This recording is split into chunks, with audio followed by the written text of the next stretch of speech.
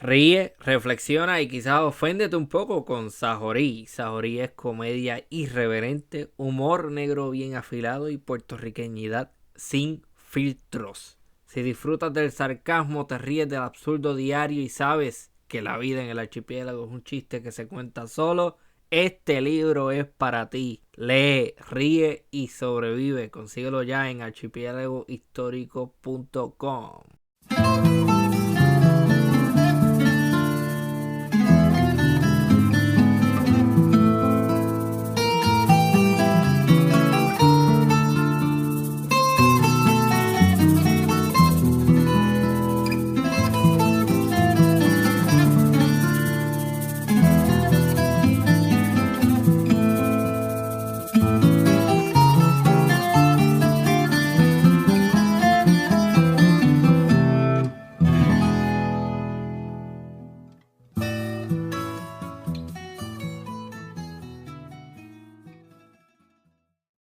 Ok, bienvenidos a una nueva edición de Archipiélago Histórico. Mi nombre es Ramón González Arango López. Estamos haciendo el gusto de conversar una vez más con el doctor Michael González Cruz. ¿Cómo está todo? Saludos, estoy muy bien, encantado de acompañarte en este espacio nuevamente. Hoy vamos a hablar de un tema y primeramente gracias por acceder a participar nuevamente. Vamos a hablar de un tema que yo no conozco absolutamente nada. O sea, yo conozco los rumores, ¿no? Las cositas que se dicen, los mitos. La revolución sandinista, que la CIA financió a los contras y que metieron, qué sé yo, drogas en Nicaragua, las cosas que se escuchan, pero yo no puedo decir nada de esto con seguridad porque no me consta, no he estudiado el tema. ¿Cómo entendemos la revolución nicaragüense? ¿Por dónde empezamos? La revolución nicaragüense, digamos que tiene unos antecedentes a principios del siglo XX, cuando Augusto Nicolás Calderón Sandino, ¿no? Comienza a enfrentarse a los intereses norteamericanos en la región y se convierte en un folk hero, ¿verdad? Del pueblo nicaragüense. Hay unas dinámicas, ¿verdad? Que no quiero abundar en ellas, pero recordemos que toda Centroamérica había sido una confederación de estados, quizás siguiendo el modelo de los Estados Unidos de Norteamérica, quizás por necesidad también, ¿verdad? Ahora estamos haciendo un poco de hipótesis históricas, quizás por la fortaleza que el mismo México tenía, ¿verdad? Que los Estados Unidos de México también tenía en la región. Dicho sea de paso, Guatemala se independiza porque sus grandes terratenientes se sentían incómodos o no satisfechos con todo el poder que estaba concentrado en Ciudad de México. Y usaban una consigna muy peculiar, ¿verdad? Que preferían ser cabeza de ratón a rabo de león. Por otra parte, en el otro extremo centroamericano, vamos a tener a Panamá, que igual que ocurrió con Guatemala, ¿verdad? A tener unos intereses particulares. Estados Unidos ya ha demostrado su interés en el canal, que en estos días está en discusión, ¿verdad? Desde el triunfo del presidente Trump. Se les presenta la misma propuesta. Ustedes desean permanecer como parte de Colombia, siendo, ¿verdad?, subordinados a la élite de Bogotá, o quieren tener su propio país. Y así, ¿verdad? Esa élite continúa con el proyecto de desarrollo del canal que había sido iniciado originalmente, ¿verdad? Con una corporación francesa. Nicaragua va a ser, si se fijan en el mapa, la república que después de definidas todas esas fronteras al sur de México, Guatemala, Belice, el Salvador, Honduras, al norte de Nicaragua, al sur de Nicaragua, Costa Rica y Panamá, tiene la mayor cantidad de territorio y tiene otras características como sus dos grandes lagos, el río Rama, que atraviesa desde el Golfo de México, el Caribe, prácticamente a la mitad del país. Y también en Nicaragua se envisionaba esa posibilidad de una ruta que también atravesara Centroamérica con posibilidad de convertirse en otro canal. Que interesantemente los chinos hicieron inversiones hace como, yo te diría, como unos 15 años en Nicaragua para explorar una ruta en la que en esa exploración pues también encontraron minerales y metales preciosos que son de interés de los chinos. Así que estamos hablando de un país, ¿verdad?, que tiene unas características bien cotizadas en lo que son los intereses económicos a nivel internacional. Cuando Sandino lucha contra una primera ocupación eh, eh, eh, norteamericana y comienza a ser uno de esos primeros guerrilleros que está al frente le decían el ejército de los hombres locos. Él básicamente está al frente de un grupo de voluntarios, ¿verdad? Él no está dirigiendo el ejército de la República Nicaragüense. Así que queda en la cultura popular de todos los nicaragüenses, pues esa figura rebelde que se enfrenta a los norteamericanos. Dicho sea de paso, en parte de lo que quiero ofrecer de contexto antes de hablar concretamente de los puertorriqueños en la Revolución Nicaragüense, hay Puerto Rico líderes, ¿verdad?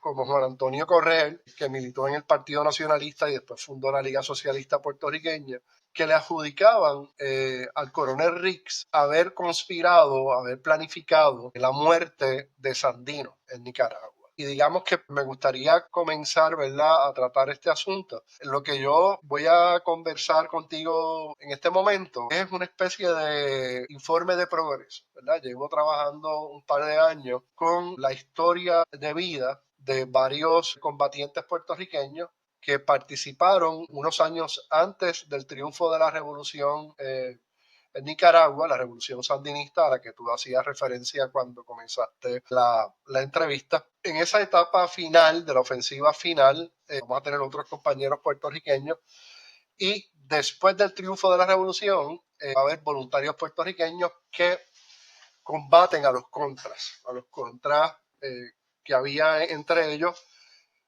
militares que habían sido leales, ¿no?, a la dinastía Somoza, y también había toda suerte de mercenarios, ¿verdad? Estaban siendo financiados por la CIA a través de aquel esquema que ya mencionaste de los Irán Contra, ¿no? Y así es que mucha gente se entera de lo que está pasando en Nicaragua, digamos, en la década del 80, a través de ese escándalo que incluyó al coronel Oliver North y el intercambio de armas de Irán para armar a los mercenarios, narcóticos. Sin embargo, a mí no me gustaría concentrarme en ese aspecto, pero tenemos que admitir que sí, que marcó lo que fue una táctica que no era ni de buena fe ni ética del gobierno de los Estados Unidos para frenar el avance de la revolución nicaragüense. Entonces, ahora hablo de la revolución nicaragüense porque después de derrocar a Somoza, se comienza un proceso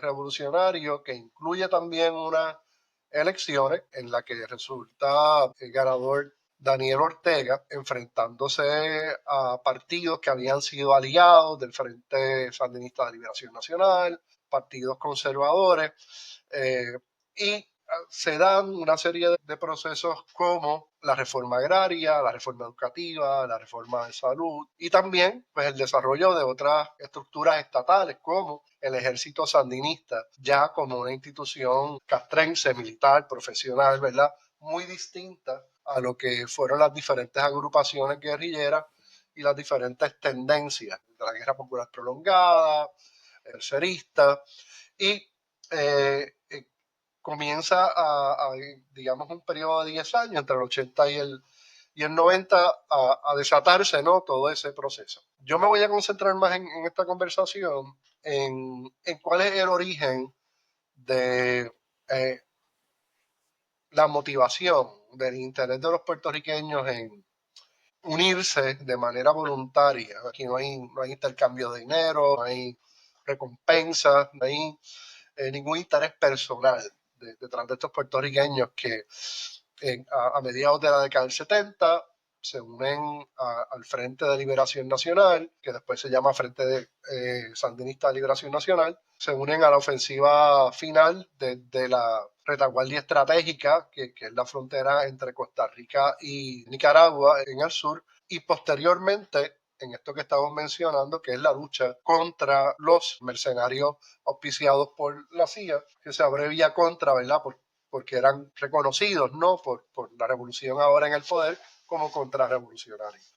En algunos de los testimonios que voy a compartir con ustedes, también nos vamos a dar cuenta que cuando comienza la ofensiva final, en el mes de julio de 1979, esa retaguardia estratégica que es parte de Costa Rica hacia, hacia los lagos, y un pueblo muy importante que es Peñas Blancas, valor estratégico fundamental, ¿verdad? Como punto de entrada y de salida, no solamente de voluntarios, sino de información, fotos, grabaciones, ¿no? Para los medios de comunicación y también para la audiencia en general, ¿verdad? Que estaba interesado en este conflicto. Pues, digamos, los puertorriqueños cuando llegan a la zona, van a darse cuenta que allí no solamente hay voluntarios eh, revolucionarios, marxistas, leninistas, sino que también hay simple y llanamente nicaragüenses y otros voluntarios internacionales que lo que quieren es derrocar al régimen de Somoza y dar paso a que se desarrolle una democracia participativa, una integración, ¿verdad?, de las clases pobres y trabajadoras, pero sin necesariamente que se constituyera una economía política de corte socialista o comunista. Y esto me lo validaron, ¿verdad? Dos de los compañeros que estuvieron en la retaguardia estratégica, específicamente uno de ellos que estuvo en el núcleo Gaitán Muñoz y otro de ellos que también estuvo bajo las órdenes del comandante Espadafora, que es un médico panameño que llegó a ser secretario de salud y le pide al presidente Torrijos licencia para integrarse a la revolución nicaragüense, hombre que también había estado en África con Facundo Cabral, ¿verdad?, en otros movimientos de liberación nacional, que es de los que durante esos primeros años del triunfo se separa de la línea marxista, leninista del frente, ¿verdad? Y se regresa a Panamá. Pero antes de entrar en esa controversia, pues un poco lo que quiero es cómo los puertorriqueños llegamos allá. Ya en otras entrevistas que hemos desarrollado, hemos hablado de la tradición de los puertorriqueños en el Movimiento de Liberación Nacional de las Américas, desde Antonio Valero Bernabe, nacido en Fajardo, que como adolescente se va a su entrenamiento de escuela militar en España, ya invade Napoleón, él se va de voluntario a luchar contra Napoleón, porque también no solamente ve una oportunidad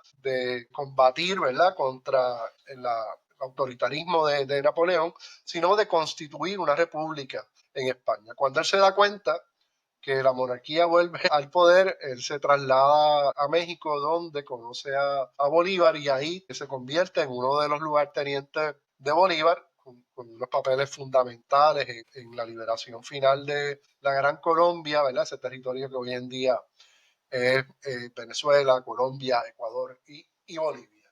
Y por otra parte, también habíamos planteado esa relación que hay entre Ramón Emeterio Betances, ¿verdad?, y Angiolillo, el italiano, que auspicia al ministro Cánovas del Castillo, y eso da paso a que por fin se puedan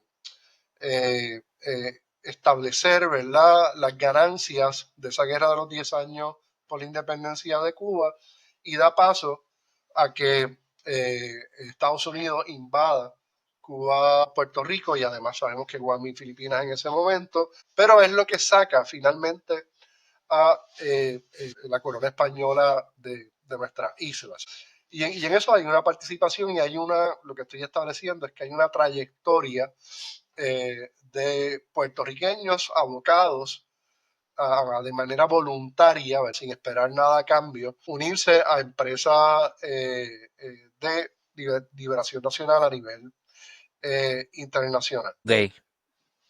Sí, tengo varias cosas, varias cosas. Para la gente que está escuchando esto, porque este episodio, en su formato video, yo voy a poner un mapa, porque yo entiendo que es importante que la gente vea, sobre todo los puertorriqueños que vivimos en no sabemos ni dónde está República Dominicana, está al lado. Voy a poner un mapa, pero a la gente que no que está escuchando la versión audio, sugiero que miren un mapa y localicen a Nicaragua. ¿Dónde está Nicaragua? ¿Cuán cerca de Puerto Rico está? ¿Cuál es su ubicación? ¿Cuáles son sus vecinos? Etcétera, para entender esto un poco mejor. Antes de que entremos a la participación de los puertorriqueños, el dato que entiendo que es importante que se clarifique es ¿Cuál es la ideología de Sandino? ¿Y cuándo empieza esa revolución? Sin profundizar obviamente en el tema, porque eso no es lo que nos compete la noche de hoy, pero sí para que la gente sepa, ok, Sandino está asociado a esta ideología, su revolución empieza en este punto, entonces ahí vamos a los puertorriqueños. Bueno, a Sandino lo podemos, digamos, acercar a lo que es la tradición nacionalista revolucionaria, en donde el foco principal es lograr la soberanía y mantener la soberanía del territorio que se define y que se reclama como la nación.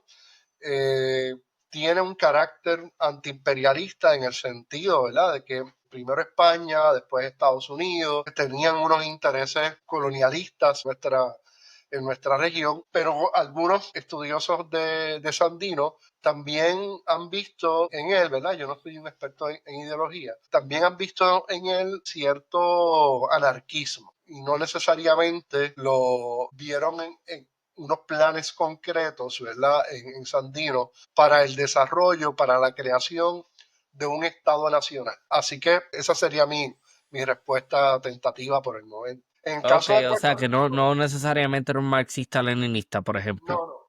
no No. podemos, sí era una persona que defendía al campesinado nicaragüense y a los indígenas nicaragüenses nativos de Centroamérica, de la explotación de los grandes terratenientes, de la oligarquía, de las tropas norteamericanas, ¿verdad? De Valeriano Weyler, que también intentó ocupar Nicaragua para ponerlo en manos de una familia oligárquica que estaban dispuestos a seguir las órdenes de Estados Unidos. Podemos decir que era antiimperialista, podemos decir que era un nacionalista que estaba forjando esa identidad política en su país y que ciertamente era crítico de la explotación. Yo ubicaría de nuevo a Sandino como un nacionalista revolucionario, defensor, ¿verdad?, de la soberanía del territorio de su país, de la cultura y también de las clases eh, campesinas, los nativos, ¿verdad?, de estas tierras y obviamente en contra de los intereses arbitrarios de la oligarquía de su país. Algunos teóricos que manejan el tema, ¿verdad?, de las ideologías políticas y económicas, han planteado que parecería, ¿verdad?, tener una tendencia hacia el anarquismo porque no hay, ¿verdad?, un, una especie de plan para formar un Estado-nación. Si queremos compararlo con Eugenio María de Hostos, digamos, pues Eugenio María de Hostos con la Liga de Patriotas elabora un plan específico como sobre cómo se debe organizar el Estado de Puerto Rico, la educación, la participación política, cómo se debe dar la organización civil y política de los municipios y económica, ¿no?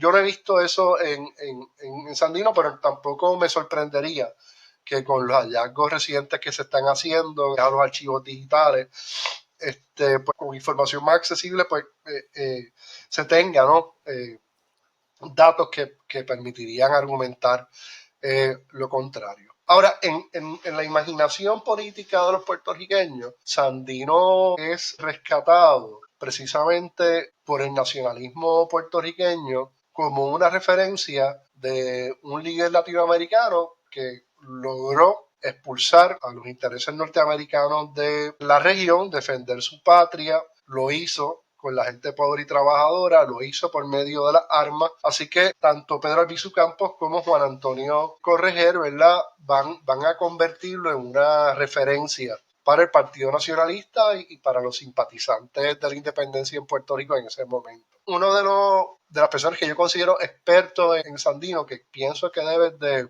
entrevistarlo en algún momento, es el cineasta puertorriqueño Diego de la Tejera, que adelanto por aquí también, que es uno de esos puertorriqueños que ya a mediados 74, 75, ya él está en Nicaragua, ya tiene unos intereses de realizar una película sobre Sandino, tiene vínculos con Sergio Ramírez, que es del grupo de los 12 dirigentes del Frente Sandinista de Liberación nacional y está buscando y estudiando fuentes históricas y obviamente también entrevistando personas que estuvieron cerca de la figura de Sandino, como el Tanto, que es un personaje maravilloso que aprendí de este guerrillero humilde a través de la entrevista con Diego de la Tejera, que me han planteado a mí, le he hecho la pregunta específica, si se puede validar que el coronel Riggs fue quien planificó el asesinato político o el ajusticiamiento de Sandino en Nicaragua,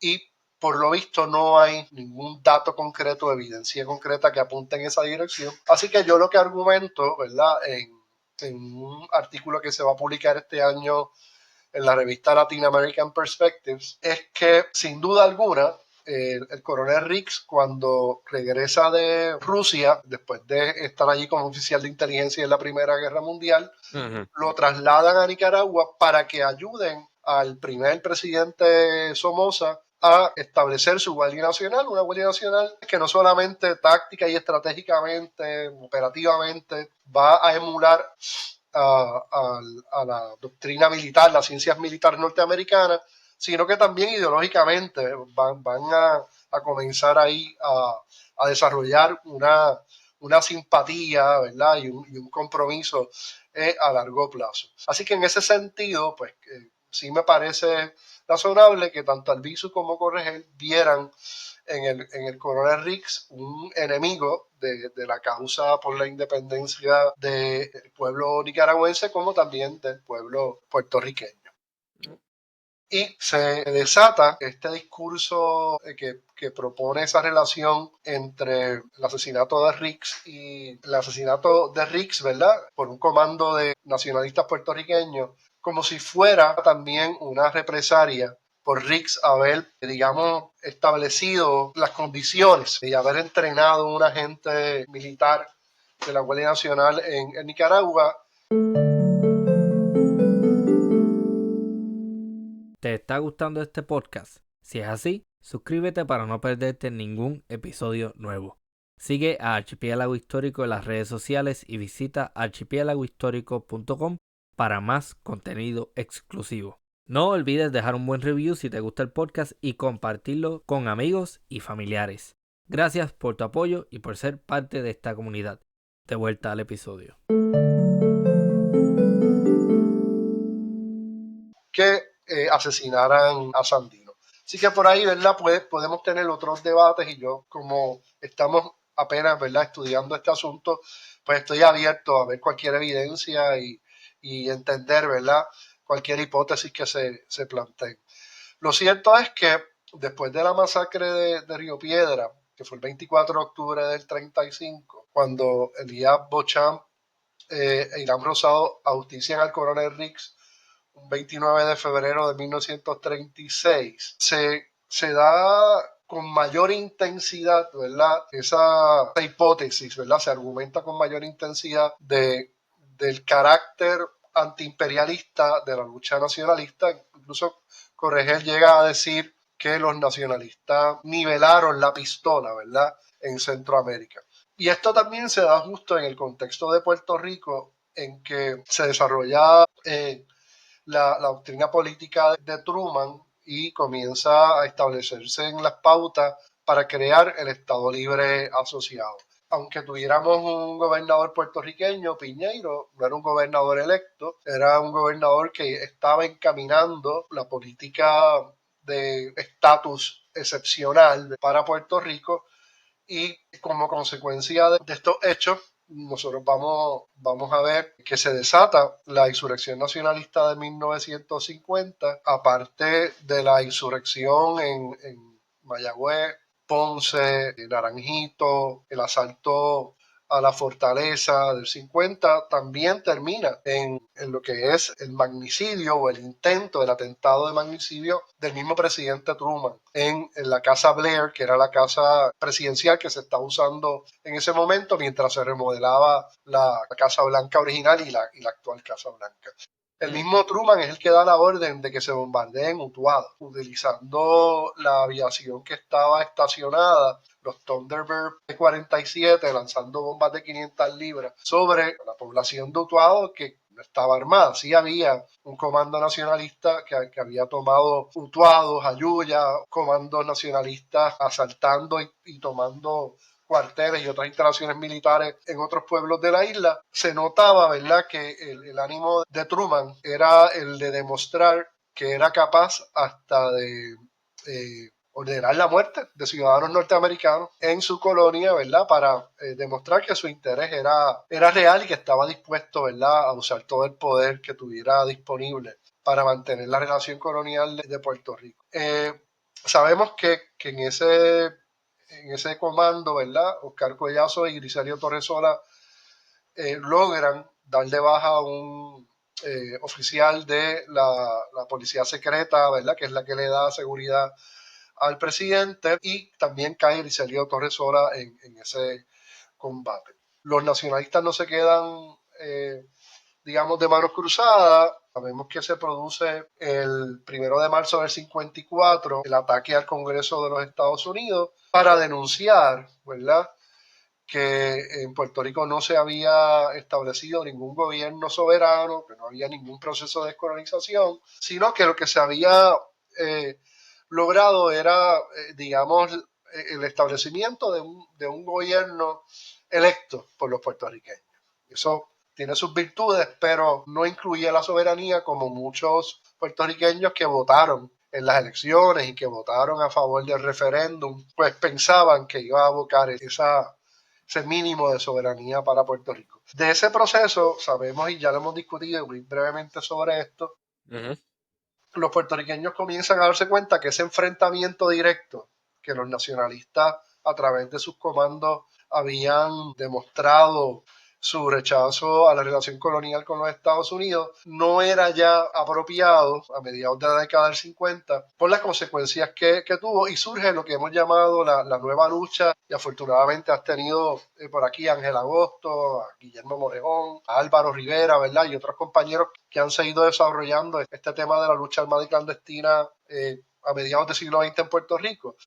Y esa lucha estuvo bien influenciada por el movimiento 26 de julio, que recogía varias tendencias también en Cuba. Había comunistas como Raúl Castro, miembro del partido, ya nacionalistas revolucionarios, ya terratenientes que estaban también en contra de la mano dura y el poder de Batista, pero lo que planteaban era, ¿verdad?, un cambio de régimen y probablemente que se cumpliera con la Constitución, que tenía una garantía democrática y unos derechos civiles y había hecho también una reforma. Ahora, sabemos que de esa nueva lucha vamos a tener a un Filiberto Ojeda Ríos, un Alberto Márquez, y van a continuar con el desarrollo de la lucha armada y clandestina a través de diferentes organizaciones, como lo fueron el movimiento de liberación de Pelegrín García en Nueva York, donde se conocen Filiberto, Joaquín García Maya, Gonzalo Cabaza Ramírez, que es uno de los militantes del MAPA, del Movimiento Armado del Pueblo, del Movimiento Auténtico del Pueblo Armado. Hay también cierta controversia sobre cómo nombrar, ¿verdad?, los Comandos Armados de Liberación Nacional, el MIRA de Filiberto, el Ejército Clandestino del Partido Socialista Puertorriqueño, que está documentando fantásticamente Guillermo Morejón, la eventual creación del Ejército Popular Boricua, Partido Revolucionario de los Trabajadores, los Comandos Obreros y, en fin, ¿verdad?, organizaciones que luchan por la independencia, luchan por la justicia social. En el caso de los macheteros, cuando se dividen de las alas, se queda con una identidad abiertamente socialista, la otra asume más bien una identidad nacionalista revolucionaria, pero lo cierto es que se da un cambio en la táctica de la lucha por la independencia y la justicia social en Puerto Rico, que está modelada detrás de tanto el éxito de la Revolución Cubana como de figuras como la de Sandino, como ya hemos explicado. Félix Ojeda Reyes, en su libro de los héroes de 1959, los boricuas que estaban contra Trujillo, que ya para 1959 había voluntarios puertorriqueños entrenándose en la finca de las Mil Cumbres en Cuba a través de un desembarco aéreo, ¿verdad? Establecer una guerra de guerrilla, tanto urbana como rural. Esa iniciativa incluyó cubanos, venezolanos, y de hecho, pues Daniel Santos tenía una canción dedicada a este momento que decía: despierta dominicano, despierta que amaneció, dale la mano a tu hermano para que rine la unión, para que respeten tu bandera, para que respeten tu nación. Y vamos a ver también figuras de la cultura popular como Daniel Santos, que es quien canta el himno del M26 en la montaña y obviamente pues, el famoso Yankee Go Home, ¿verdad? Que había en todas las belloneras en Puerto Rico. Así que estamos en un momento en la década del 60 donde el antiimperialismo era un movimiento social que no pertenecía a una élite universitaria, unos cuadros políticos extremadamente ideológicos desde posiciones de izquierda, sino que estaba en la imaginación popular de la población. Ángel Agosto, en su libro La Ruta de la Muerte, bien narra cómo un comando del ejército clandestino del Partido Socialista puertorriqueño albergan en Puerto Rico a combatientes, ¿verdad?, que se iban a trasladar a a República Dominicana para continuar la lucha camañista allí. Y estos eran, ¿verdad?, Claudio Camaño Grullón, Toribio Peña Jáquez, Manfredo Casado Vilar. Tuvieron un tiempo en Puerto Rico, planificando su regreso a Nicaragua, a República Dominicana, estaban siendo esperados por la guerrilla establecida en la República, y los puertorriqueños, cuando regresan a Puerto Rico, luego de exitosamente dejar allí a los guerrilleros dominicanos, se van a la deriva en el mar, se quedan sin combustible y son apresados. Y esto es otra demostración, ¿verdad?, de que los puertorriqueños hemos mantenido esa vocación de solidaridad con otros procesos revolucionarios.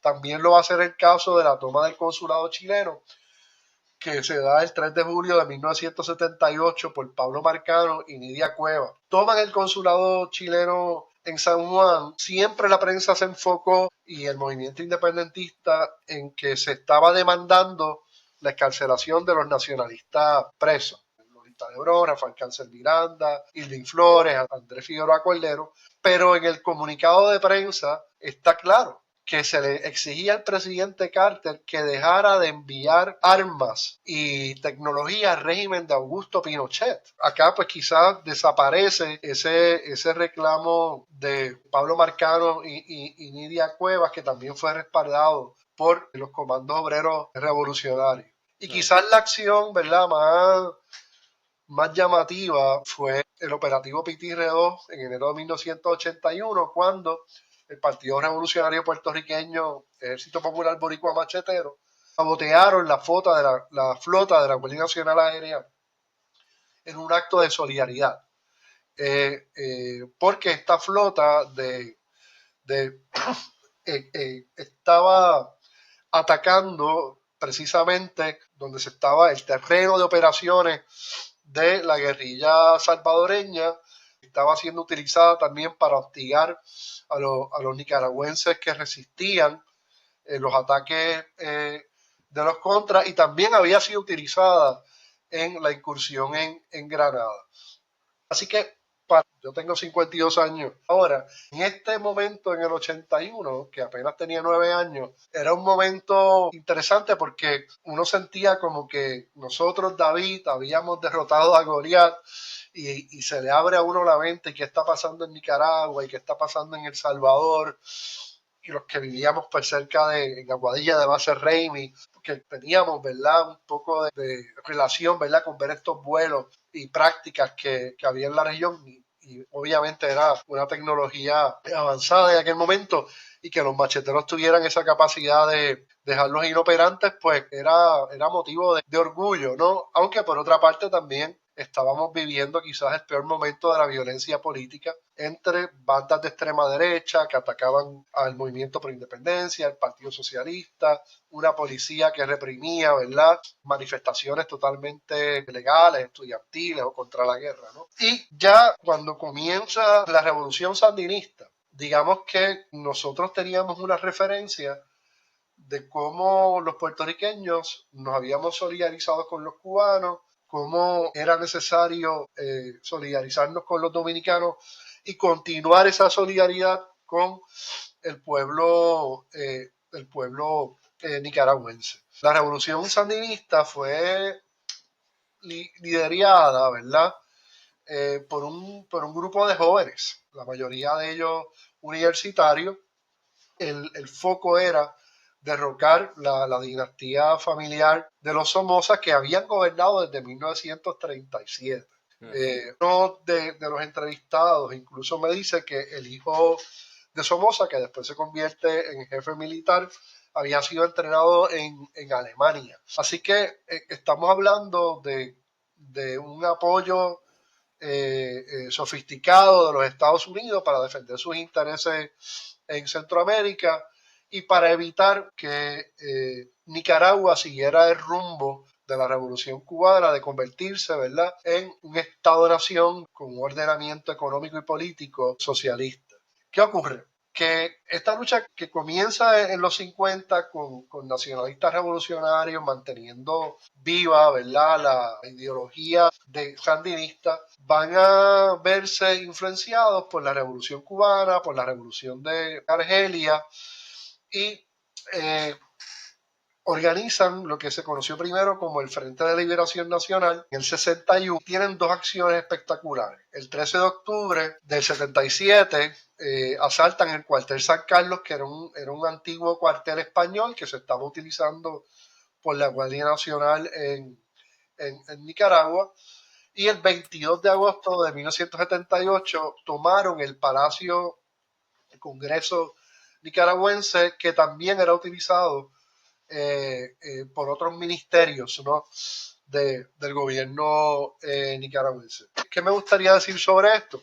Que fueron la primera, la del cuartel de San Carlos, fue una operación donde una veintena de jóvenes sandinistas lograron tomar por varios días este cuartel ante una ofensiva de cerca de 400 tropas de la Guardia Nacional que lograron rodear el fuerte, ¿verdad?, y dar de baja algunos de los combatientes sandinistas. Y en el caso de la toma del cuartel San Carlos, fluyó una negociación, fue exitosa, descarcelar a los prisioneros políticos, recaudar un dinero, trasladar una gente hacia Cuba, hacia el puerto seguro. El periodo en el que entran los puertorriqueños que yo he logrado entrevistar, este periodo de algunos años antes del 1979, que es el de la ofensiva final, donde los puertorriqueños se unieron, como dije al principio de la conversación, a la retaguardia estratégica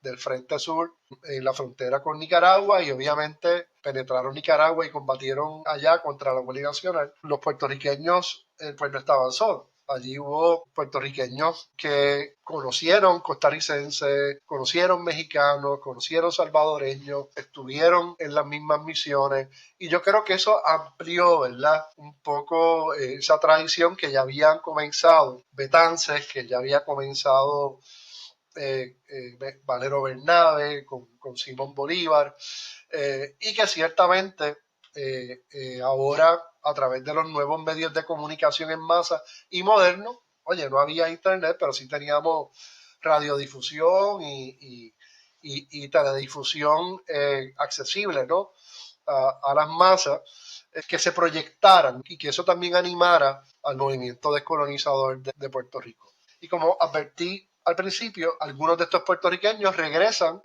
a Puerto Rico luego de cumplir su misión internacionalista, pero otros puertorriqueños llegan a unirse a la lucha, ¿verdad?, contra los mercenarios de la CIA. Para hablar un poco de contexto y podemos acercarnos ya a los testimonios de los compañeros puertorriqueños. Del 13 al 17 de octubre del 77 tiene lugar asalto al cuartel San Carlos, ¿verdad? Y cerca de ese cuartel se encontraba específicamente la Escuela de Entrenamiento Básico de Infantería, que era una unidad élite de los Somoza, y allí, ¿verdad?, los guerrilleros que habían exitosamente tomado el cuartel logran replegarse hacia Costa Rica, así que estamos en el sur, ¿verdad?, de Nicaragua, pero quedaron caídos en combate Ernesto Medrano, Elvis Chavarría, Donald Guevara, Roberto Pichardo y otros fueron capturados en ese momento. El 22 de agosto se produce la toma del Palacio, que llevó el nombre de la Operación Chanchera en alusión, ¿verdad?, a que allí era donde pues estaban todos los puercos que se beneficiaban de la corrupción del régimen de Somoza, ¿verdad? Y fue una operación pues muy popular, donde se aprovechó también para hacer públicamente a nivel de toda Nicaragua, Centroamérica y el mundo lo que sería el programa político del Frente Sandinista de Liberación Nacional.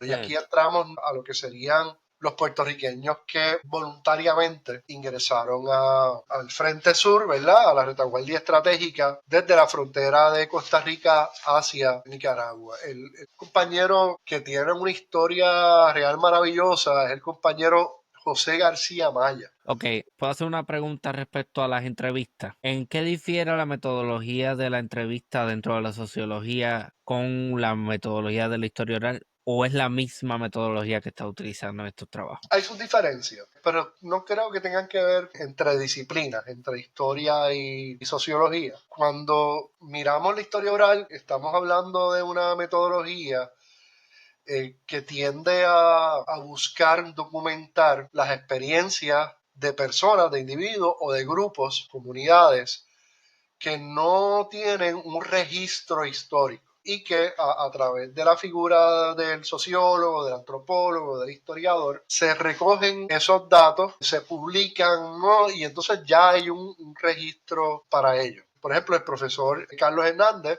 ha trabajado con la historia oral de los veteranos en Puerto Rico y actualmente el profesor Carlos Hernández junto al compañero Pedro Acevedo, que también es uno de los voluntarios que se quedó allá en Nicaragua, están trabajando con las historias orales de otro tipo de solidaridad, una solidaridad que podemos llamar pacífica, que se va a dar a través de unas brigadas que van a recoger café, construir escuelas, dar unos servicios, ¿verdad?, a las comunidades nicaragüenses. Y en algún momento me imagino que tanto Carlos Hernández como el compañero Pedro Acevedo podrían compartir los hallazgos que ellos están produciendo, ¿no?, con esas historias orales. Yo me acerco más un poco a la técnica de la historia de vida, donde entrevisto de manera individual a los actores, a los protagonistas de estos eventos políticos, económicos, ¿verdad?, militares que estoy estudiando, y trato de ver cómo se han desarrollado a través de sus experiencias personales, académicas, profesionales, obviamente políticas y militares, y también crear ese registro. Así que un poco espero haber contestado tu preocupación o tu... Sé que hay debate sobre eso. Lo bueno de la academia es que son valiosos y que siempre nos ayudan a ganar terreno. Bueno, podemos ir a la entrevista que estaban mencionando. Lo único que quiero clarificar rápidamente. Mencionas que para el ataque Pitirre 2, esos aviones se habían utilizado en diferentes participaciones, incluyendo Granada. Eso es más adelante. Granada es 1983. 83. Okay. Y sí que todavía... Todavía no había sido utilizado. Sí, yo hice un episodio sobre la operación Operation Urgent Fury, que fue la operación de invasión de Granada. Habían unos planes, pero esos aviones como tal no entraron en combate. Habían unos planes de interceptar cazas cubanos que fueran a participar en la contienda, pero eso nunca sucedió. Muy interesante y me aclara, yo ese dato lo tengo de la revista Voz Obrera, del Partido Revolucionario de los Trabajadores Puertorriqueños, de los macheteros. Y es donde yo saco ese dato específico que fueron utilizados en Granada. Pero ya veo que hay otra dimensión ahí, ¿verdad? De hostigamiento a la Fuerza Aérea cubana. De nuevo, Pero es lo bueno de Pitirre tener fue esta... 81. Exacto, y lo de Granada fue el 83, o sea que no, ellos no tienen ese dato correcto por lo que veo. Sería interesante ver a qué se referían, ¿verdad? Pues mira, ahí quiero comenzar por José García Maya, que nace en 1944. nace en Guaniquilla, Cabo Rojo, de una familia humilde, trabajadora, giran alrededor de los trabajos de la caña de azúcar, de la pesca. Él se educa hasta escuela primaria y después comienza a trabajar picando caña para apoyar a su madre y a sus hermanos. Su hermano mayor es un líder independentista bien reconocido, que es Joaquín García Maya, que lo he mencionado anteriormente, porque fue de los compañeros que junto a Filiberto formaron parte de esa escuela de cuadros de Pelegrín García en Nueva York y que trasladaron, ¿verdad?, ese conocimiento a la lucha clandestina nacionalista revolucionaria en Puerto Rico. Y también de esta región es Gonzalo Cabaza, que es uno de los puertorriqueños que sale de Nueva York a combatir en la Revolución Cubana. Se queda un tiempo por allá, pero después se traslada a Puerto Rico y participa del mapa, ¿no? Así que vamos a ver que alrededor de José García Maya hay una serie de referencias, ¿verdad? Personas mayores a él que le trasladan esas experiencias en conversaciones informales y eso despierta pues su interés por la lucha por la independencia y por todo lo que sea el antiimperialismo, ¿no?, en nuestra región. Algo interesante de García Maya es que él está, de acuerdo a la entrevista, bien influenciado por Joaquín, que había estudiado Derecho en algún momento en la Universidad de Puerto Rico, pero después se traslada a Nueva York para trabajar, ¿verdad? Y sostener a su familia. Ujú. Y él, al mantenerse acá, va a estar más influenciado, digamos, por el MPI, el Movimiento por Independencia, que sabemos él es esa organización fundamental de la nueva lucha en Puerto Rico, y va a ser reclutado por Domingo Vega. Domingo Vega había militado en el Partido Nacionalista desde muy joven, incluso había tenido diferencias con Pedro Albizu Campos sobre cómo se podían organizar los operativos militares. Él había sido veterano y también ya tenía un interés, Domingo Vega, en, digamos, de carácter no solamente antiimperialista, sino con una tendencia al socialismo, ¿no?, y al marxismo-leninismo.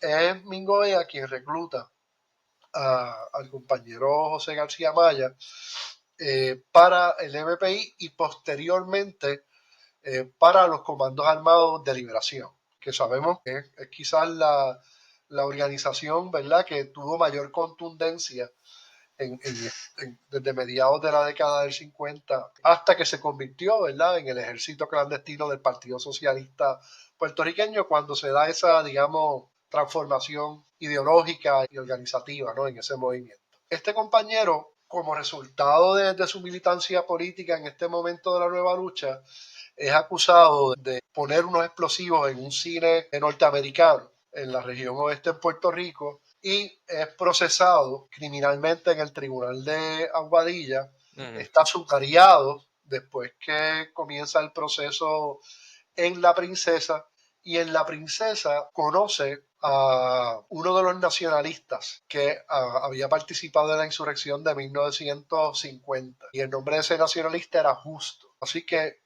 cuando García Maya se va a entrenar en Cuba, en operaciones militares, trabajo clandestino de inteligencia, adopta el nombre de Justo como nombre de guerra. En algún momento entre el 64 y el 65, pues compañero Justo, ¿verdad?, va a entrenarse a Cuba. Me dijo que una de sus clases favoritos o cursos favoritos eran las operaciones subacuáticas, que incluían también operaciones con explosivos, juegos operativos de inteligencia, ¿verdad?, cómo tener comunicaciones clandestinas, cómo desinformar la vigilancia, ¿verdad?, del Estado. Y esto es capaz de trasladarlo a otros jóvenes que estaban siendo reclutados por los Comandos Armados de Liberación. Si usted se lee el libro, por ejemplo, de Félix Ojeda Reyes, La protesta Ujú. armada, que ha provocado cierta controversia, y siempre es bueno la controversia, siempre es bueno afinar los detalles, ver diferentes perspectivas. Usted va a ver que Félix Ojeda Reyes ahí describe cómo era el entrenamiento de lo que serían los guerrilleros urbanos en el Caribe, ¿verdad? Gracias a la experiencia que tuvo el M-26 en Cuba y que ahora comienza a trasladar, ¿verdad?, a otros movimientos revolucionarios. Pues el compañero Justo logra ser exculpado, ¿verdad? No es declarado culpable por esta acción, se mantiene activo como un cuadro del Partido Socialista puertorriqueño y en algún momento del año 79, llamado a la oficina del Partido Socialista puertorriqueño para entrevistarse con Juan María Brás, con Carlos Gallizá, estaba la secretaria del partido allí tomando nota, y pues le dice, mira, usted tiene una trayectoria desde que es muy joven, de militancia política quebrantable, en una formación militar que estuvo al servicio de los CAL y posteriormente de ese ejército clandestino del Partido Socialista puertorriqueño que dirigió el compañero Ángel Agosto. Y ahora estamos buscando voluntarios para participar de la ofensiva final del Frente Sandinista de Liberación Nacional. Y de inmediato, Cheo voluntariamente accede a unirse a esos voluntarios y clandestinamente primero Barbados, después Cuba, después Costa Rica, hasta llegar a donde iba a ser recogido, ¿no?, en una plaza pública por operativos de la retaguardia estratégica del Frente Sandinista. Y allí pues va a haber mexicanos, costarricenses, salvadoreños, como te dije, que también van a estar esperando ese momento para incursionar en la ofensiva final. Como vas a poder mostrar en el mapa, en su momento vas a ver que en esa punta del triángulo de Nicaragua que colinda con Costa Rica se encuentra Peñas Blancas y que el río San Juan es un río muy caudaloso que bordea la frontera y que en efecto muchas veces es la misma frontera que divide a ambas jurisdicciones. Pues ellos llegan a Costa Rica, son recogidos por los compañeros, les quitan sus documentos de viaje, les otorgan unas insignias para poder identificarlos y los trasladan al campamento donde van a tanto a ser entrenados como ellos también ofrecer entrenamiento, ¿verdad? Recuerden que ya estamos hablando de una persona que se ha curado en la lucha armada y clandestina urbana en Puerto Rico, así que puede aportar, ¿verdad?, su granito de arena ya. A la misma vez tiene que entender cuál es el escenario, la topografía, la población, conocer esos otros compañeros internacionales con los que no hay ninguna relación. Cheo va a llegar allí con otro compañero que voy a comenzar a compartir algunos detalles, ¿verdad? Recuerden que esto es un proyecto en etapa preliminar, que es Jorge Plar. Jorge Plar Fagundo tiene una ruta similar a la de compañero Justo que vamos a discutir ya mismo, pero aquí también una de las grandes contribuciones de Justo es que al él haberse convertido en un trabajador de la construcción, ¿verdad?, tenía unas destrezas muy útiles en lo que sería la construcción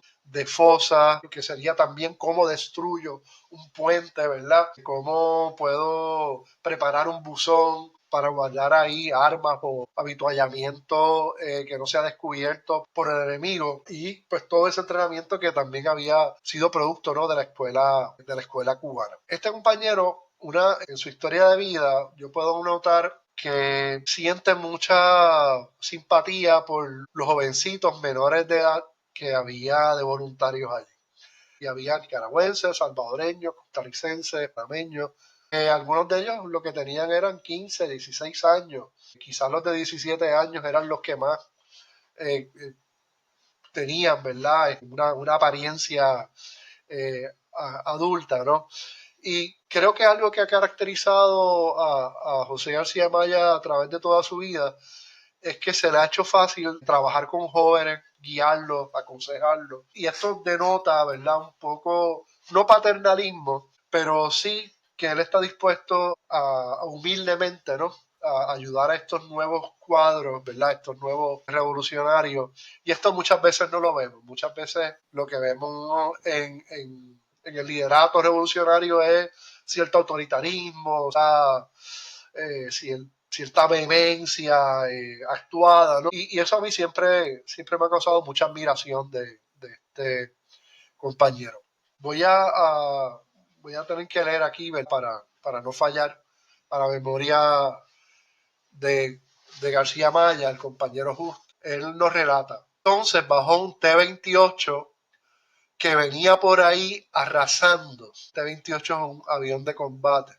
Venía por ahí para abajo. Entonces, pues yo le digo al muchacho del Salvador, coge por el puente, vente por debajo del medio del puente. Entonces ya nos tiraron ráfagas, más ráfagas. Por allá se tiraban los muchachos y se ahogaban, pero acá no pudimos hacer nada. Resulta ser, al otro día vino un compañero de la inteligencia del frente con órdenes de ustedes se van a quedar aquí, asegurando unas 4 bocas que habían pasado los cubanos para tumbar los aviones de 28. Esos eran los que venían arrasándonos. Pues entonces yo me quedé de custodio y allí no podía pasar nadie más que nuestra tropa. Entonces ha venido un helicóptero con 4 bombas de barriles de 55 galones llenos de metralla. Ellos encendían los barriles desde arriba del helicóptero y por allá arriba se escuchaba el sonido mientras caían. Yo tiraba con mi arma, pero no llegaba. No llegaban los tiros allá arriba. Se burlaban de nosotros. Y las 4 bocas es un arma de artillería antiaérea y los T-28, a pesar de que no eran los aviones más avanzados en el momento, pues sí hacían daño, ¿no? Ante una tropa que lo que tiene son fusiles de asalto para defenderse. Y de manera disciplinada, pues, compañero Justo le dice a los demás jóvenes, no desperdicien municiones, vamos a buscar refugio debajo del puente. Algo que él hace que en mi entrevista resultó bien interesante es que él construye junto al compañero Jorge Plar Fagundo una trinchera. Y cuando ambos me hablaban de la trinchera que construyeron con unas palas y unos picos que estaban a punto de destruirse de tanto que la habían usado, de estar inservible, yo pues me imaginaba una trinchera bastante rústica, pero Jorge Plar Fagundo, después del triunfo de la revolución, regresó con un fotoperiodista de Claridad al escenario del combate y tomó fotos de esa trinchera que la vas a poder ver en la presentación que te compartí. Vas a ver que hay como una especie también de alcantarilla. Y esa trinchera fue construida entre Jorge Plar Fagundo y el compañero Justo García Maya. Ambos, ¿verdad? Y como te decía, tienen un entroncamiento común. En el caso de Jorge Plar Fagundo, nace en 140 Ponce. Su papá era arquitecto, fue arquitecto de obras en la ciudad de Ponce y después es trasladado a San Juan para precisamente trabajar en la torre y todo ese cuadrángulo histórico, ¿no? de la universidad y obras de modernización en el área de San Juan, lo que lo lleva a estudiar en la UHS, que es la escuela dentro, escuela superior, ¿verdad? Dentro de la Universidad de Puerto Rico, y él comienza ahí a relacionarse eh, con los hijos de Muñoz Marín, Ujú. con los hijos de Teodoro Moscoso. Ellos escuchan en la vecindario Piedras donde vivían los discursos políticos de los independentistas, de los populares, de los eh, anexionistas, ¿no? Y está muy interesado, ¿no? En el acontecer político de su entorno, ¿no?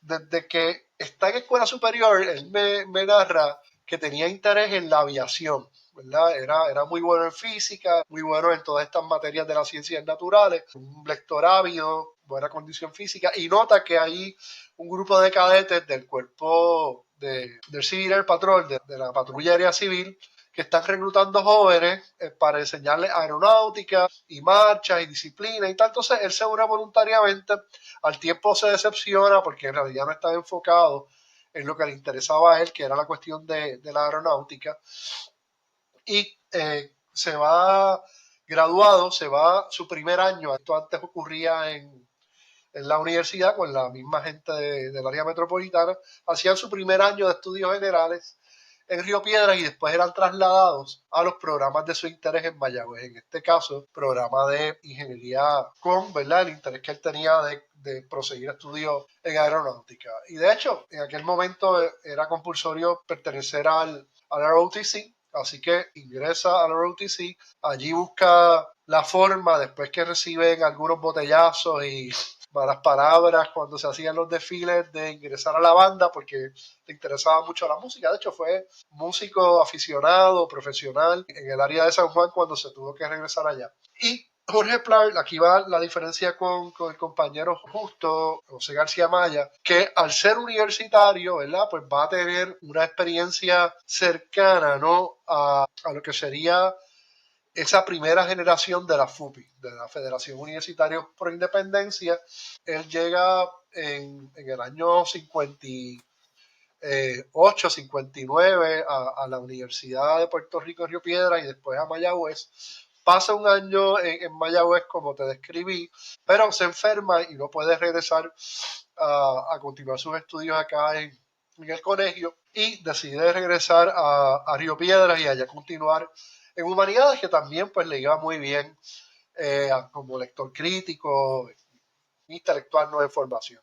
Y allá, trabajando en la industria turística, lo reclutan para participar, para ser reclutado por la Guardia Nacional Aérea y entrenarse con el Air Force en lo que a él le interesaba, que era la cuestión de la aviación. Pero cuando llega allá a Estados Unidos, básicamente lo canalizan a un programa de tecnología, trabajando con comunicaciones, con radares, con radio, y allí choca, ¿no? Choca con, digamos, el racismo dentro de la base militar. Ya él comienza a ver las tecnologías de la Guerra Fría, y en un momento donde va a ascender de grado, ¿verdad? Un informe aparentemente del FBI o de la inteligencia de la Fuerza Aérea, que de hecho tenían una oficina en Aguadilla, en base Raimi. Después hay un informe de que él no es una persona de confianza para continuar allá. Lo que él recibe con mucho gusto, porque entre el racismo y el frío no estaba complacido. Y a su regreso, digamos que comienza su militancia con lo que fue el Movimiento por Independencia y el Partido Socialista, y ahí pues sí vemos un paralelo con José García Maya.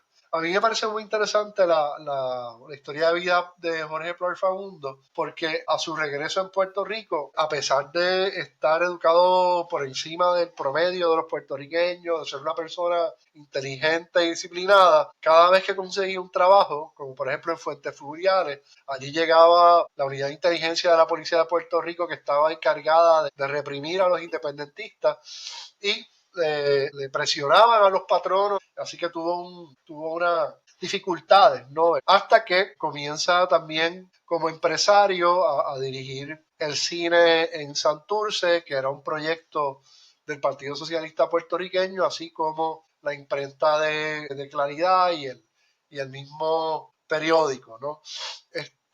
Y pues nada, pues se ve forzado a hacer una vida muy independiente. En el caso de Plar, él recibe un documento, déjame ver si lo puedo abrir por acá para leértelo, que yo no había visto nunca, y es una especie de lo que llamamos discharge, que nos permitieron facilitar a nuestro heroico pueblo la posibilidad de poner sus callosas y trabajadoras manos en la historia que será desde hoy libre e independiente de todas las formas de explotación y alineación de la condición humana.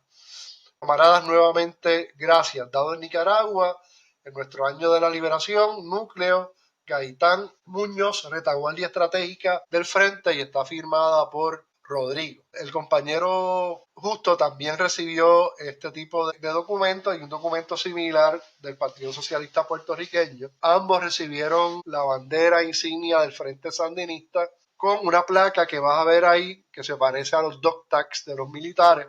Lo único que dice FSLN, un número, que era con el número que los iban a identificar en caso de que ellos cayeran en combate. Así que la idea era, ¿verdad?, que rescatados los cadáveres de los voluntarios, pues se pudieran identificar y devolver a sus seres queridos. Ahora, ¿qué ocurre después del triunfo? ¿No?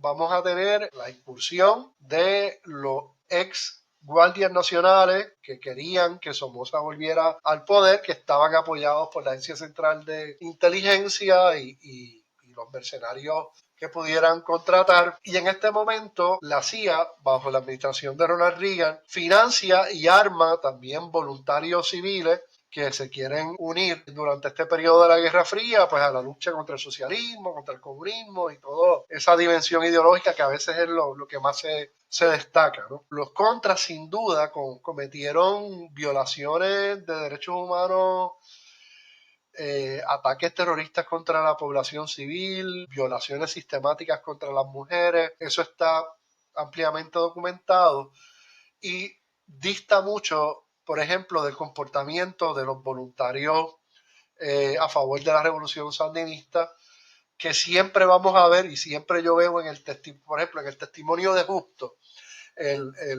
su preocupación por esos menores de edad que están ahí voluntariamente, en la entrevista de Jorge Plar Fagundo, Ujú. la seguridad y de las compañeras voluntarias, pero también de las vecinas nicaragüenses que no tenían nada que ver con la violencia política que se estaba desatando allí. Y eso pues me va a llevar al testimonio e historia de vida de Pedro Ángel Acevedo Martínez. Su nombre de guerra es Feneco. Feneco participó de 32 acciones de combate en el Teatro de Operaciones Militares, Zona 3.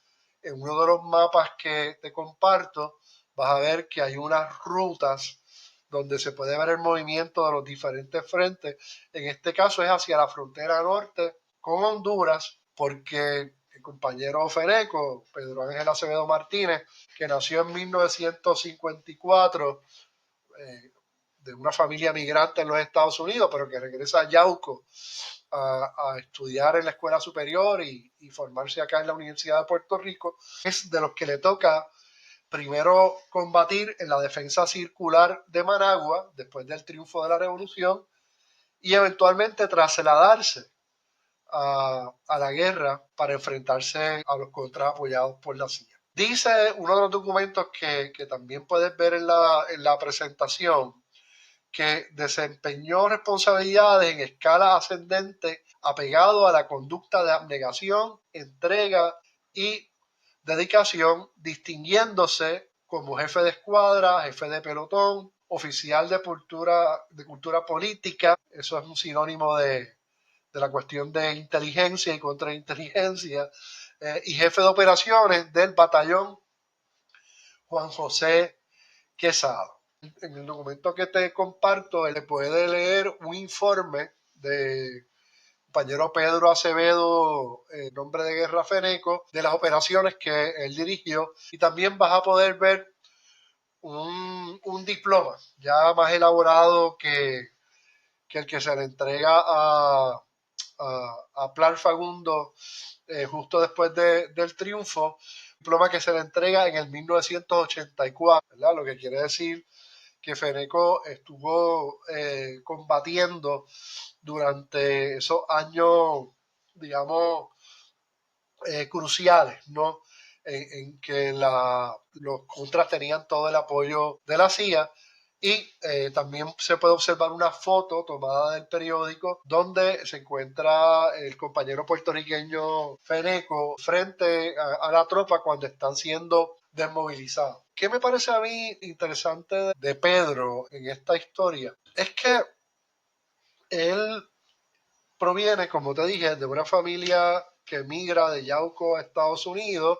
Ya, se forma escuela elemental en Nueva York, regresa a Puerto Rico para terminar su escuela superior en Yauco y ahí se va a ver influenciado por las manifestaciones de la FEPI, que era el brazo, digamos, escolar de la Federación Universitaria Pro Independencia, que tenía presencia en Mayagüez, en Yauco, en Ponce y en varios pueblos, ¿verdad?, que tenían mayor población y actividad económica y política en la isla. Pues ve manifestaciones contra la guerra de Vietnam, contra la represión en general de los independentista, pero es aconsejado por una serie de viejos independentistas en el sentido de sabios independentistas que venían del nacionalismo puertorriqueño y le dicen, mira, no te quemes, coopera con las organizaciones, participa, ¿verdad? Pero no tengas un rol protagónico en estas actividades para que te puedas proteger de la represión, ¿verdad? Y puedas contribuir, ¿verdad? Como joven atleta, saludable, después de estar en estudios generales, le interesaba la premédica, estudia en el recinto de Ponce hasta que se traslada a Río Piedra y en Río Piedra comienza en el Instituto de Estudios Laborales, donde también estudia cooperativismo. Y aquí se va a juntar algo interesante, parecido a la historia de vida de compañero Justo, Che García Maya, de Cabo Rojo, que se va a unir la experiencia de él tener una familia rural yaucana, sus intereses por la agricultura, sus intereses por el cooperativismo, por la clase obrera, y va a participar de la huelga de 1981, pero siguiendo esa orientación de personas como el poeta Rafael Hernández, que fue nacionalista, después fue miembro del PCP, un yaucano agricultor apreciado, ¿verdad?, por todos sus vecinos, líder también, ¿verdad?, dentro de su propio pueblo, participe de actividades de seguridad para proteger al liderato de la huelga del 81, era un liderato que estaba siendo hostigado por los niños de sangre azul, cuerpos de vigilancia que encima eran corruptos de la policía de Puerto Rico. Participa también en apoyo, ofreciéndole seguridad y vigilancia para protegerlos a los vecinos de Villa Sin Miedo en ese proceso de rescate de tierra. Después que termina la huelga, se acerca una compañera y le dice, bueno, Pedro, ¿qué tú vas a hacer? Ahora mismo estamos buscando jóvenes estudiantes inteligentes como vos para que se entrenen en Nicaragua. Hacen falta cuadros allá técnicos para la agricultura, para la reforma. Tienen hasta esta noche para decirme si vas para allá o no. Y él se organiza, habla con su compañera. Él había desarrollado una disciplina personal, como estudiante, como atleta, como militante no identificado, de hacer también su análisis de contenido, de hacer sus propios análisis de inteligencia de la situación, ¿verdad?, que lo rodeaba, y decide trasladarse. Él mismo confiesa que con 2 números de teléfono, sin conocer a quién le iba a esperar en Managua, y ahí, esa misma noche, comienza su inmersión en lo que sería una escuela de formación política dentro del Instituto de la Reforma Agraria, que a su vez recibía el apoyo técnico, intelectual, tecnológico, profesional del Instituto Tilburg de Holanda. Y a este instituto iban a llegar allí, ¿verdad?, personas distinguidas de las revoluciones centroamericanas, de la revolución suramericana.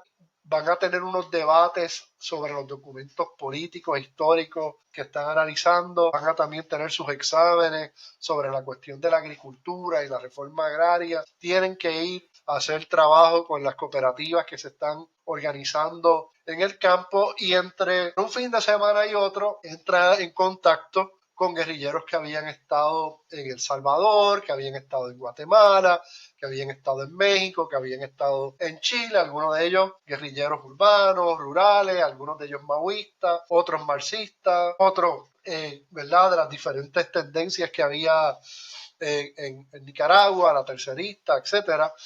Y él se va a mantener en una posición marxista, anarquista, ¿verdad?, donde siempre va a dudar de cualquier tipo de organización, ¿verdad?, y de cualquier tipo de imposición ideológica, manteniendo su criterio propio e independencia.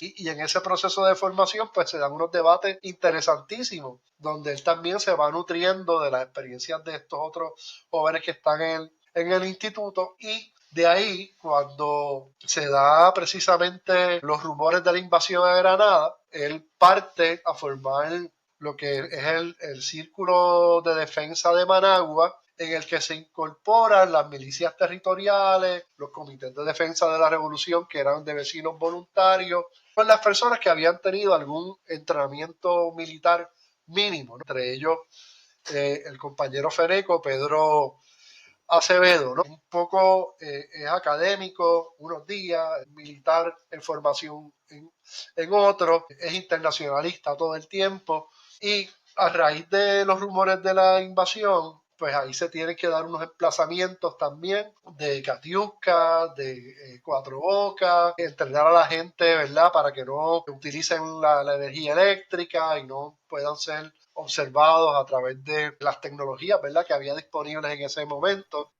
Hoy en día eso ha cambiado mucho, ¿verdad? Con la cuestión térmica, ¿no? De identificar el calor de los seres humanos, de cualquier organismo vivo y demás. Pero en aquel momento se trataba de eso, ¿verdad? Y de enseñarle unas tácticas y estrategias de no solamente supervivencia de la población civil, sino también de poder combatir y resistir cualquier tipo de invasión como la que se preveía podía ocurrir en Granada.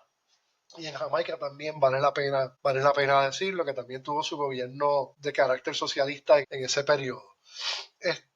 Ahora bien, cuando comienza a fortalecerse en la frontera con Honduras la actividad de la contrarrevolución, junto a otro compañero puertorriqueño no identificado, pero sabemos que es médico, deciden organizar el batallón Juan José Quesada en el 1982.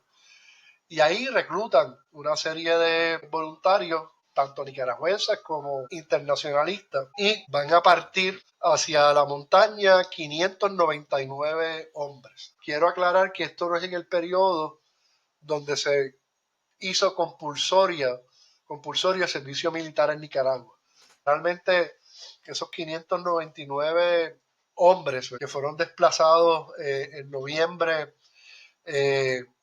hacia el norte lo hicieron voluntariamente, obedeciendo sus propias motivaciones personales, políticas y patrióticas. De aquí en adelante vamos a observar y vas a ver ahí un informe operativo en la presentación que te envío, de algunos, de un par de días, ¿verdad? De la brigada Juan José Quesada, que se desactiva el 8 de octubre de 1984, cuando ya se comienza a ver, ¿verdad? El retraimiento, ¿no?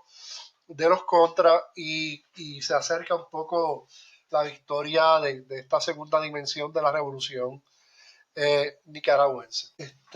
Hay unos detalles que me gustaría compartir contigo. Dice, por el instituto pasó Marta Haneker, Ernest Mandel, pasaron por ahí los hermanos Batra, Robert y Armando Batra, Michael Lowy, y recuerda, ¿no? Que también pasó Francois Huart, que compartió la experiencia de Vietnam, Valpy Fitzgerald, de la dirección del Frente Sandinista de Liberación Nacional, que era un economista inglés que se hizo voluntario en la revolución. En ese momento, él es que se integra la defensa circular, detectando los planes que habían detectado de un desembarco de la 82nd Airborne Division de la 82 aerotransportada, y ellos iban a hacer, como él dice, el comité de recepción, poniendo a operar las BM, las Katiuska, la artillería de Cuatro Bocas, en defensa de Managua. Y estuvieron ahí como 15 o 20 días, realmente sin pegar un ojo, esperando que se diera ese momento. Cuando se desmoviliza ese cerco, ¿verdad?, de seguridad, que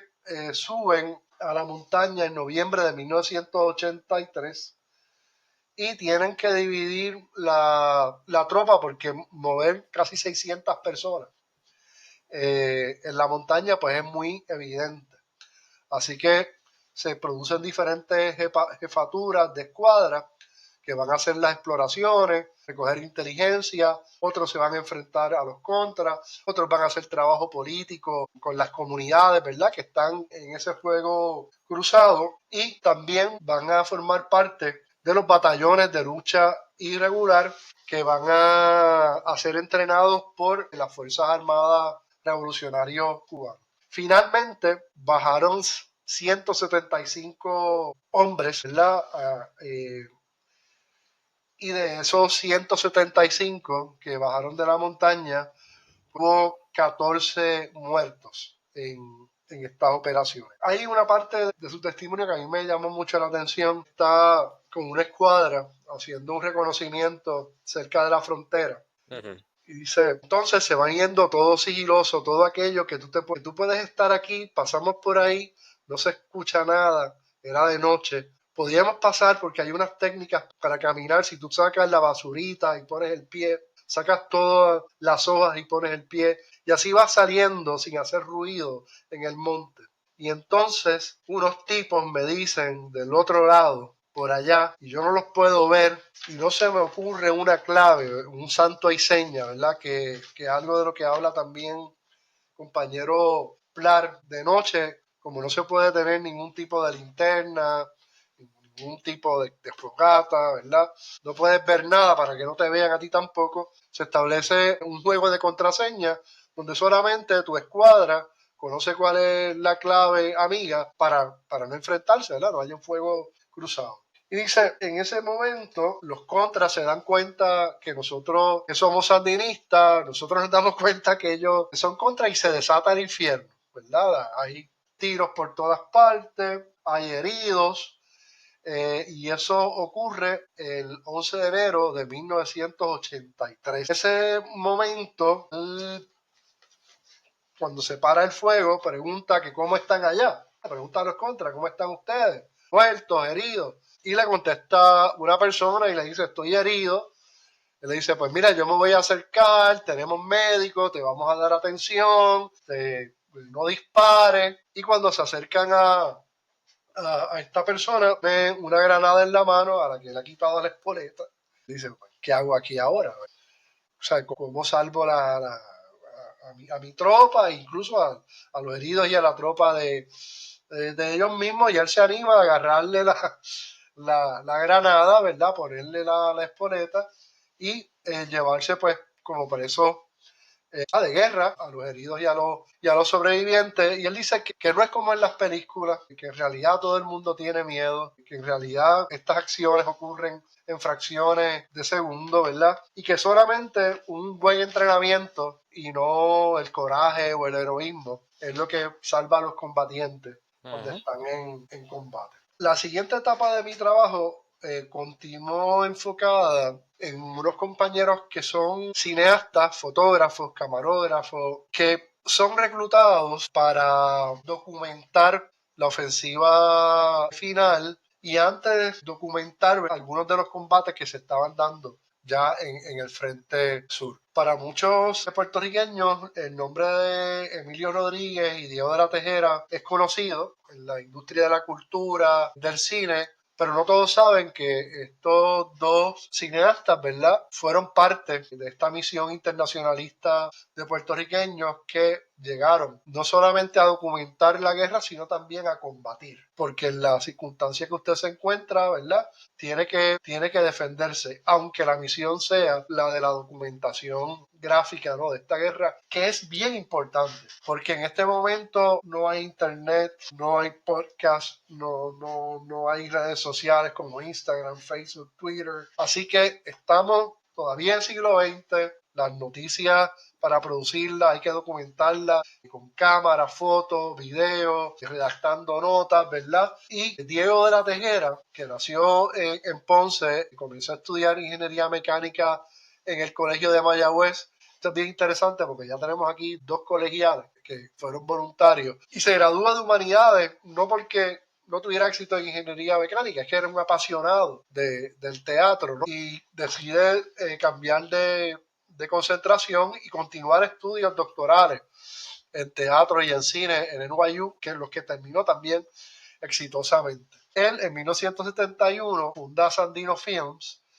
Podemos decir que el mismo Diego de la Tejera, cuando hablamos de la cuestión ideológica, bien se considera anarquista o un marxista sin credo y sin iglesia, es decir, no afiliado a ningún partido o agrupación, y es a través de los contactos que ya él tenía con Sergio Ramírez, que es uno de los 12 dirigentes del Frente Sandinista, y por un interés en documentar la revolución y en particular de Diego de la Tejera, que yo creo que es uno de los estudiosos más exitosos de la figura de Sandino, de producir una película sobre Sandino con todas las de la ley, ¿verdad? Con toda la tecnología, libreto, actores profesionales y demás. Y ahí se le acerca y le dice, necesitamos documentar la guerra. Allí hay unos periodistas de NBC, ABC, que están en el lado de Costa Rica, que están pues, sin contexto, reportando lo que reciben de Somoza o lo que ellos pueden percibir de sus fuentes de información. Ahí es donde Diego recluta corresponsales de guerra y también va al frente a entrenar otros corresponsales de guerra mexicanos, hondureños, centroamericanos, que pues, saben que van a hacer un trabajo periodístico, pero que también tienen que andar con la tropa en las mismas condiciones. Para los que estén interesados en ver su obra, podrían ver el documental El Salvador, El pueblo vencerá, que se hace en el mismo medio de el proceso revolucionario de El Salvador o Guerra Civil del Salvador. Es un documental afamado y premiado. Pero yo le pregunto a Diego que cómo, si él se sentía más preparado documentando El Salvador que Nicaragua. Y en efecto sí, la experiencia de Nicaragua lo dota de habilidades de entrenamiento a los futuros corresponsales, porque en el momento en que se llega a Nicaragua era un momento caótico y que dependía mucho de la disciplina de los corresponsales y de que se mantuvieran las actividades clandestinas y logísticas y de comunicaciones, porque usted puede tener un corresponsal en el Frente Sur o en el Frente Norte o en Managua, en los combates urbanos y demás, pero si ese material, recuerden, no hay internet, no llega esa cinta videograbada, no llega ese negativo, ¿verdad? Cubierto en otro material para sacarlo por la frontera, no se revela en un lugar seguro, no se transmite a Nueva York, a Miami, ¿verdad? Para que se reproduzca como noticia, pues no sirve. Y Diego tiene una historia interesante cuando se reúne con el liderato del Frente Sandinista y le dice, mira, necesitamos dinero para poder hacer esto, ¿sabes? Hay que movilizar a la gente a los escenarios del combate, tenemos que entrenar gente nueva, hay unos costos de producción y él habla de una cantidad como de $200,000 para todos estos operativos y me parece que es Daniel Ortega que le dice, por eso es mucho dinero, tú sabes cuántos tiros yo puedo comprar y usar, ¿verdad? En la guerra. Y Diego le dice algo genial, tú puedes dar todos los tiros que tú quieras, pero si el mundo no se entera de lo que está pasando y de los avances y de cómo va desarrollándose la guerra, pues no va a tener el mismo resultado. Y acá, luego de la Tejera, como artista, como intelectual, como comunicador sobre todo, me parece que hace una gran contribución y logra que el mundo se entere. Él pasa por una experiencia dolorosa porque cuando asesinan o cae en combate el periodista norteamericano Bill, él estaba a punto de salir con Gerardo, el periodista puertorriqueño, en un jet de Miami a Nicaragua para sustituirlo. Y es que ya en ese momento el somocismo no respetaba ni a la Cruz Roja ni a los fotoperiodistas, así que eran también, ¿verdad?, blanco de los ataques independientemente de que andaran con la bandera blanca o con las identidades de periodistas. Hay una película muy famosa, Under Fire, de la década de los 80, de acción, que usted podría ver cómo eran los escenarios, tanto urbanos como rurales, en que se desarrolló esta guerra y también se trata el papel de los fotoperiodistas, de los medios, de las comunicaciones en la guerra. Diego llega a Nicaragua con ese propósito de hacer la película sobre Sandino, pero también termina convirtiéndose en un combatiente y en un corresponsal de guerra y un profesor de corresponsales de guerra, ¿no? Algo que él plantea, ¿no? Es que los mexicanos, los colombianos, eh, que llegaban, bien necesitaban ese entrenamiento. Y él tenía, ¿verdad? Esa habilidad de comunicarles, ¿verdad?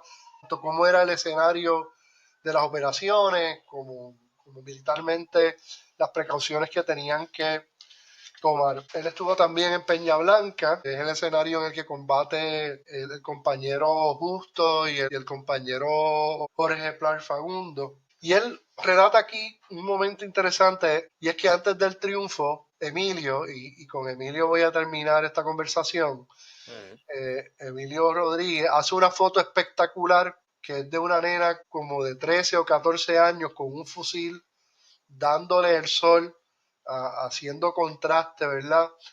Con sus ojos verdes.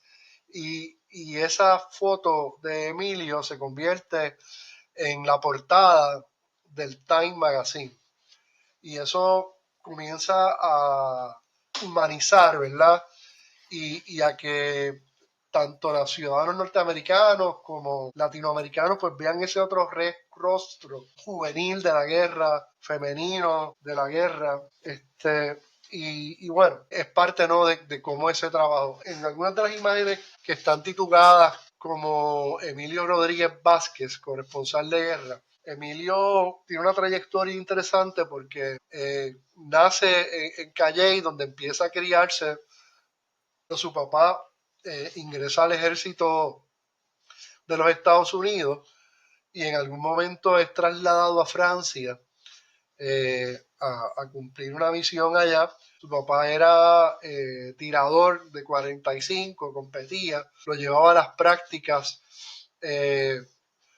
y él se entusiasma, ¿no?, con toda esta cuestión de militar, un poco admirando a su padre. Al regreso de Puerto Rico, él comienza a cobrar conciencia a través de sus amigos de escuela superior, comienzan a leer manuscritos de filosofía marxista, de literatura puertorriqueña, y cuando llega a la Universidad de Puerto Rico ya había pasado por una escuela de honor, una especie de programa de estudiantes de escuela superior que son mentoreados, ¿no?, en sus últimos años de high school para prepararlos para la educación universitaria, y es en el momento en que se está dando la lucha contra la guerra de Vietnam y de la ROTC, y esto lo marca de tal forma, ¿verdad?, que comienza a desarrollar ese espíritu que además de ser independentista es antiimperialista, y que él lo va a canalizar más bien a través de sí su militancia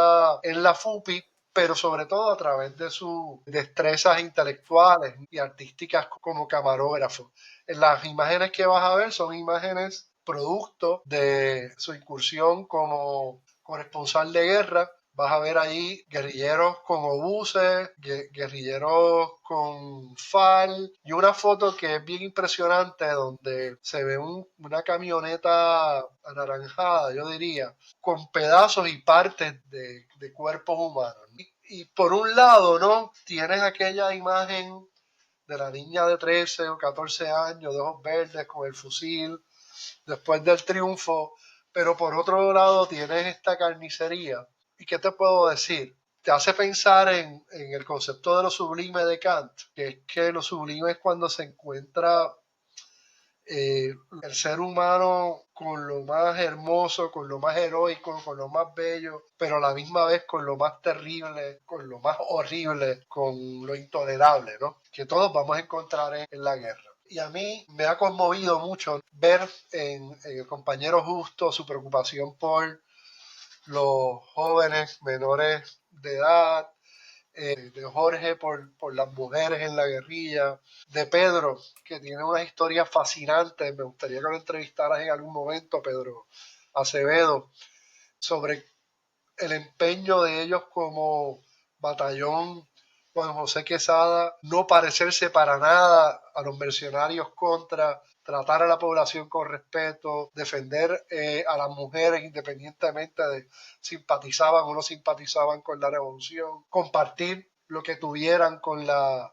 alimentos, medicina. Pedro, hay un momento en que le da sus guantes, ¿no?, a un campesino para su hijo que le hacía falta por una condición que tenía en las manos, y eso es reciprocado, ¿no?, con información, con alimentos y otras escenas, ¿verdad?, que eventualmente se publicarán. Pienso que esto se va a convertir en un libro. Tú sabes muy bien que los libros no se producen de la noche a la mañana. No.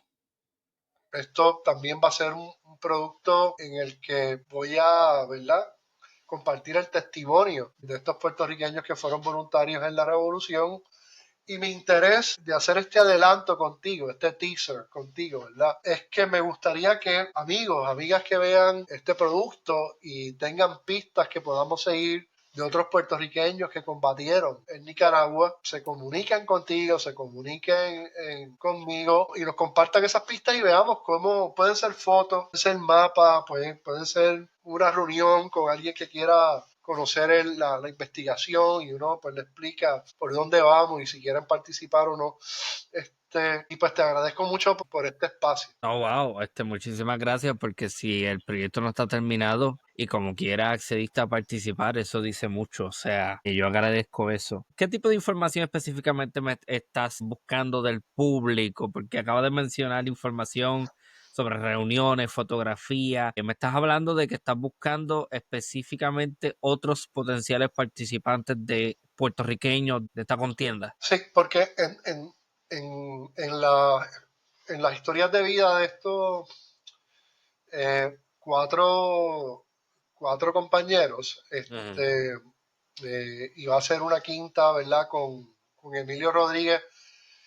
Yo tengo la historia de Emilio que él compartió en un libro que se llama Corresponsales de Guerra, que se publicó en el 81 por Casa de las Américas en Cuba. Y Emilio, pues precisamente fue quien me identificó a Jorge Plar y a García Maya, y también Diego de la Tejera me los confirmaron. Pero en esos testimonios yo estimo que hubo alrededor de 12 puertorriqueños en ese momento.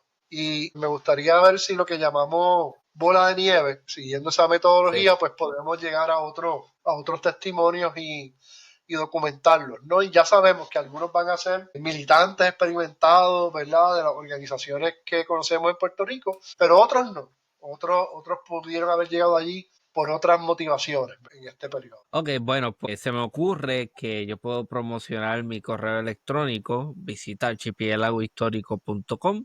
Hay una sección que se llama Acerca de. Entonces ahí das clic hacia el final abajo y te da unos encasillados donde puedes comunicarte conmigo, poner el nombre, correo electrónico y el mensaje. Si tienes información sobre estos combatientes, por ahí podría comunicarse conmigo específicamente. Si quieren comunicarse con el doctor Michael González Cruz directamente, ¿cómo lo hacen? Podrían escribirme al correo de mi trabajo, que es michael.gonzález número 4.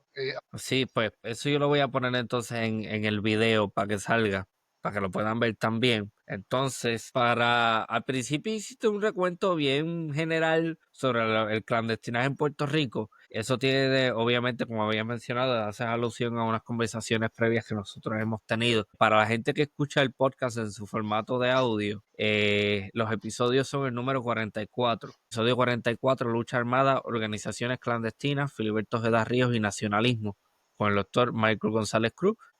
Son dos episodios, el otro vendría siendo el 69, episodio 69, Ejército Popular Boricua Machetero, Clandestinaje y Lucha, con el doctor Michael González Cruz. Esos son los dos episodios que de alguna forma complementan las informaciones que se compartieron en este episodio sobre ese tema. Y yo quería hacer no sé si es un paréntesis, es más bien como una especie de dato curioso.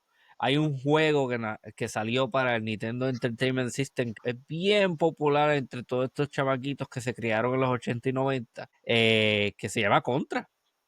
Y Contra pues tiene una relación con este juego, con este conflicto. Me parece que es un dato interesante. Mi papá es fanático de Contra, pero muchísima gente creo que desconoce que este juego pues está de alguna forma influenciado o inspirado en esas contiendas a las que el doctor Mike González Cruz hace alusión. Bueno, no, se aprecia el sacrificio y se aprecia separar el tiempo. Definitivamente, muchísimas gracias al doctor Michael González Cruz por haber participado de esta edición del Archipiélago Histórico con información fresca. Así que si tiene información, ya saben, me puede contactar a mí o puede contactar al doctor Michael González Cruz directamente. ¿Algún otro anuncio antes de cerrar el episodio? No, muchas gracias y que tenga mucho éxito con tu libro. Es que ya lo comentó mi colega Carlos Hernández, profesor de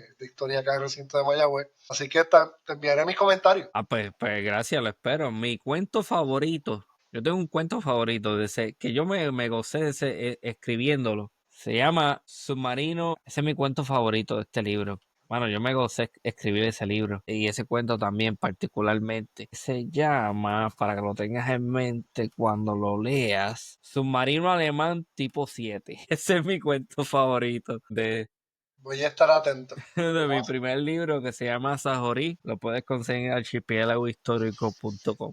Bueno, muchísimas gracias, de verdad que sí, lo aprecio mucho, porque no todo el mundo tiene la valentía de compartir investigaciones que no han sido culminadas.